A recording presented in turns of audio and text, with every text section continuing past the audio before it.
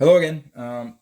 Ultimate Spider-Man #1 has been the hottest comic so far this year. And I kind of want to talk about why I think the price of this comic has escalated so quickly and why people are drawn to it. So, first of all, this comic is a solid read, and the art by Chichetto is top notch. I mentioned in my Discord group how I think Chichetto needs a raise. The guy delivers every single time. His art is just top notch.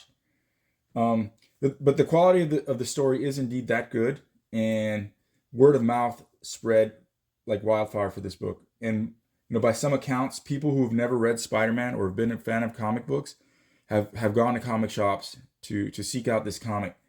And most comic shops have been long sold out. So, but why has Cover A outpaced just about every single variant to include most of the ratios?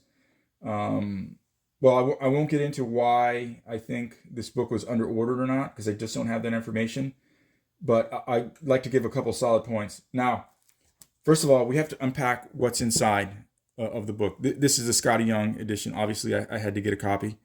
Um, but why has this book outpaced? Well, let's unpack it. But there are some spoilers ahead, so be advised if you haven't read it yet, right? So in this book, Peter has grown up. He and MJ have been together for a good long while, and it introduces his kids. In fact, there's a cover with him on it, right? But it introduces his kids. Now, I didn't in order to find out what's the so what with the story so far, you actually have to go back to Ultimate Invasion #1. Now, in this book, quick sidebar, I didn't pre-order this book. My Discord group was talking about how good the story was, so I ran over to my comic shop and my local comic shop and picked up a copy. Now the problem is, I didn't read it. I'm so far behind. I put it down and I didn't order the rest of the issues. But key to what's going on, right? So this comic, particularly the second print, is also going up in value. But in this comic, um, the what's happened is the maker prevented prevented Speeder, prevented Peter from being bitten by the spider. Right? He prevents Peter, and he captures the spider and takes it away. Right? So he prevents Peter from becoming Spider-Man. Now, even though you don't need this series to understand what's going on in issue 1, the maker has gone on and he's prevented heroes in this new Ultimate Universe from becoming heroes. So he's kind of erased history. But that's what's making this book go into demand. Now, back to Ultimate Spider #1. Why is this book outpacing most of the variants? Well, I think it's because he's in the classic suit on the cover. Also, in this book, he doesn't become the Ultimate Spider-Man until the very last page. That's it, right? So I won't completely spoil it, right? But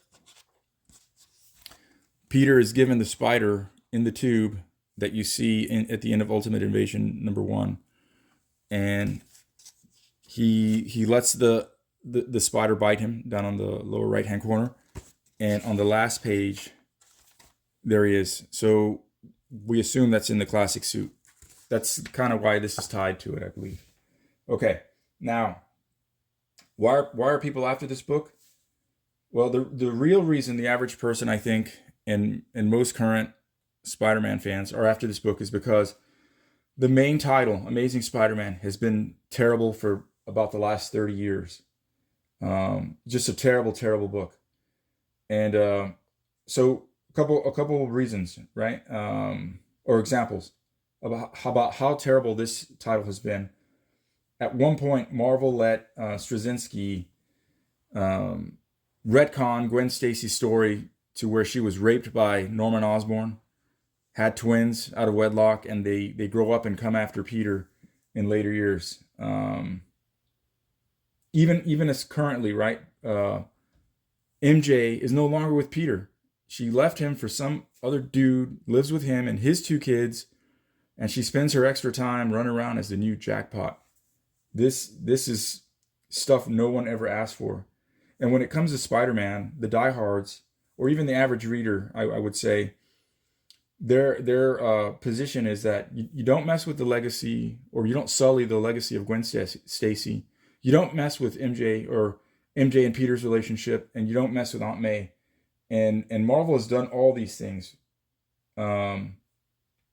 But basically, this is the story that we Spider-Man fans have been waiting for decades, right? Comic book characters, fictional heroes, characters, whatever you want to call them, they don't age like we do, but their stories can become stagnant, and they don't move forward, not like we do anyway. But Spider-Man's been around since the '60s, so we understand that stories can get stagnant. They get printed in multiple titles, blah blah blah. We get it, but this is really what we've been wanting, and I'm going to be on board for this book for as long as I can, until Marvel eventually screws it up, and they will. But if you're out there watching and you missed out on this book, there was a second printing that was solicited. The final order cutoff is come and gone, and pre-sales of that book, on at least on eBay, are going for 2, sometimes 3 times cover already. But Marvel has decided to solicit a third printing. The art hasn't been released, but it's by Sara Pichelli, and she never misses. She's a co-creator of Miles Morales, and she's always firing on all cylinders. So you still have a chance. If you haven't read this book, I recommend it, even if it's a 3rd, 4th print, if Marvel decides to go that route. Anyway, those are my thoughts. That's all I got.